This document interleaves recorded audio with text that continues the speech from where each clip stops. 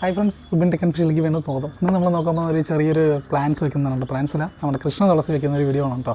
അപ്പോൾ നമ്മൾ മഴക്കാലമായില്ല, അപ്പോൾ അത്യാവശ്യം പാടത്തൊക്കെ നന്നായിട്ട് തുളസി ചെറുതായിട്ട് കുഞ്ഞായിട്ട് പൂത്ത് നിൽക്കുന്നുണ്ട്. അപ്പോൾ നമ്മളത് പറിച്ചിട്ട് വന്നിട്ട് പാടത്തുനിന്ന് കേട്ടോ. അത് വെക്കുന്ന ഒരു ഇതാണ്. അപ്പോൾ നമ്മുടെ അത്യാവശ്യം നല്ല വലിയ പോട്ടിൽ തന്നെയാണ് നമ്മൾ വെക്കാൻ ഉദ്ദേശിക്കുന്നത്.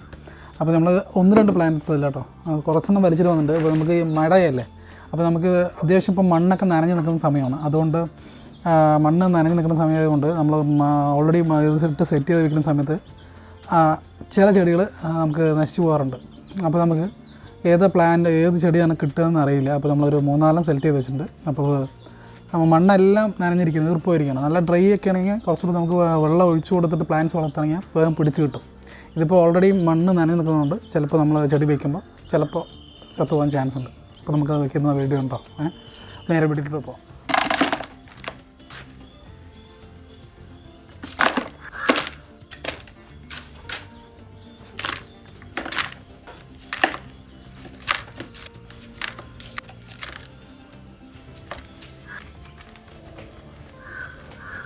നമുക്ക് അടിയിലായിട്ട് കുറച്ച് കണ്ടോ ഡ്രൈ ആയിട്ടുള്ള ചാണകപ്പൊടിയാണ്. അത് നമുക്ക് മണ്ണിൽ ചെടി വെക്കുന്ന ഈ ഭാഗത്തായിട്ട് നന്നായിട്ട് കൊടുക്കും. അപ്പോൾ നമുക്ക് നന്നായിട്ട് തുളസി നന്നായിട്ട് ഉണങ്ങാതെ നിൽക്കത്തുള്ളൂ. തുളസിക്ക് ഏറ്റവും ബെസ്റ്റ് ചാണകപ്പൊടി തന്നെ കേട്ടോ. അത് അടിത്തട്ടിലുള്ള മണ്ണിലിട്ട് കൊടുക്കുന്നുണ്ട്. നമുക്കിനി പ്ലാന്റ് സെറ്റ് ചെയ്തിട്ട് മേലെ ഇട്ട് കൊടുക്കുന്നു.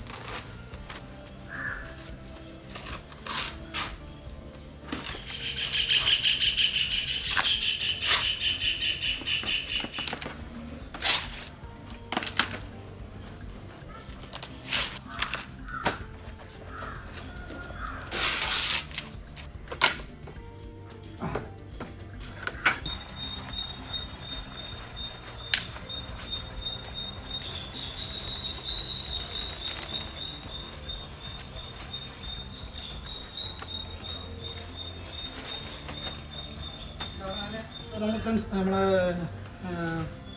നമ്മൾ മേലെ കൊണ്ടുവന്ന് സെറ്റ് ചെയ്തിട്ടുണ്ട് കേട്ടോ. ഒന്ന് തുളസി വന്നിട്ട് ഒന്ന് താഴെ വെച്ച് കഴിഞ്ഞാൽ ഞാൻ പറഞ്ഞില്ല, ഓൾറെഡി മണ്ണിൽ നല്ല നനവുള്ള മണ്ണാണ്. നമ്മൾ അത്യാവശ്യം നല്ല എന്താ പറയുക പൊടിയായിട്ടുള്ള മണ്ണ് കിട്ടാൻ വഴിയില്ല. എന്ന് വെച്ചാൽ ഫുള്ളായി നനഞ്ഞ് നിൽക്കുന്ന സമയമാണ്. അപ്പോൾ മണ്ണെടുത്ത മണ്ണിങ്ങനെ വെള്ളം മണ്ണാണ്. അപ്പോൾ നമ്മൾ ഇതിൽ വെള്ളം ഒഴിക്കാനും പറ്റത്തില്ല.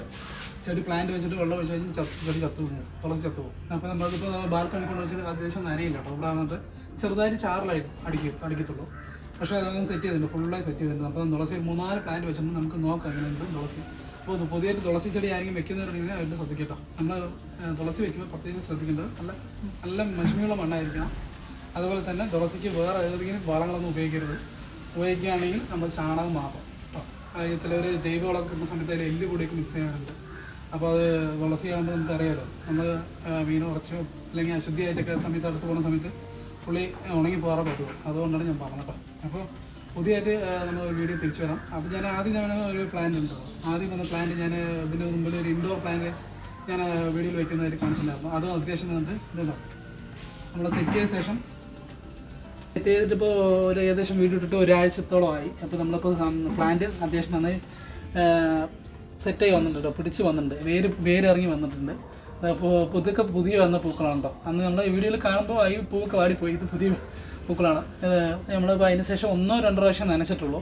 ഓൾറെഡി ഇവിടെ നിന്ന് ചെറുതായിട്ട് മഴ ചാറലുണ്ട് കേട്ടോ. എന്നിട്ട് തന്നെ മണ്ണ് നല്ല നനവുണ്ട്. അപ്പോൾ പുതിയതായിട്ട് ചെടി വയ്ക്കുന്നവരുണ്ടെങ്കിൽ മഴക്കാലത്ത് വെള്ളം ഒരുപാട് ഉപയോഗിക്കാതെ നോക്കുക. അതായത് വെളിയിൽ നിൽക്കുന്ന ചെടികൾക്ക് വലിയ കുഴപ്പമുണ്ടാവില്ല, നമ്മൾ പുതിയതായിട്ട് വെക്കുന്ന പ്ലാന്റുകൾ കേട്ടോ. അപ്പോൾ ഇനി അടുത്തൊരു വീഡിയോ തിരിച്ചു വരാം.